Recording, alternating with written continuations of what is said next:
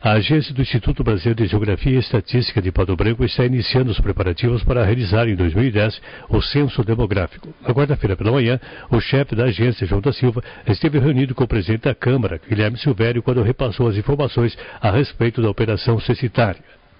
O Legislativo, segundo o chefe da agência, terá um representante na comissão. Ele explicou que a intenção é tornar a comissão permanente, justamente para propiciar a atuação conjunta, Instituto e a sociedade civil organizada.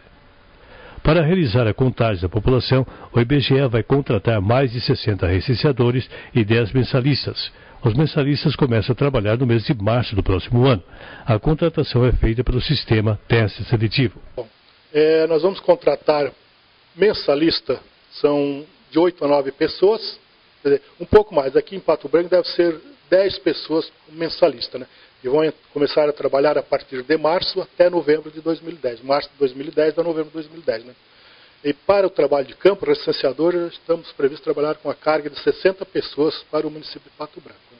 A contratação é teste seletivo. Toda a contratação é teste seletivo, isso é por lei federal, né?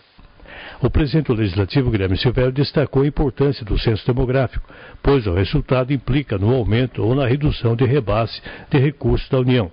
Ele disse que o Legislativo é parceiro, inclusive promoverá reuniões em parceria com o IBGE.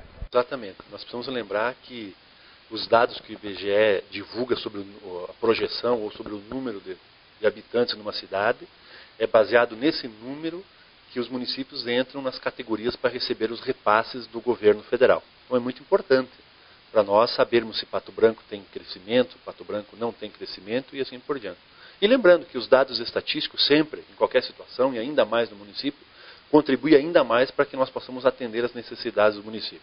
O Legislativo vai ser parceiro, é parceiro, vamos estar inclusive fazendo reuniões aqui no Legislativo junto com o IBGE e nós sabemos que o IBGE tem uma credibilidade no Brasil histórica. E sempre que o IBGE se movimenta, nós precisamos dar apoio. É importante nós lembrarmos a todos que recebam aos nossos funcionários, trabalhadores do IBGE que serão contratados para fazer a contagem do censo da população, que possamos receber e passar a eles principalmente as informações verdadeiras, porque é a partir delas que são desenvolvidos programas não só municipais, quanto estaduais e também federais.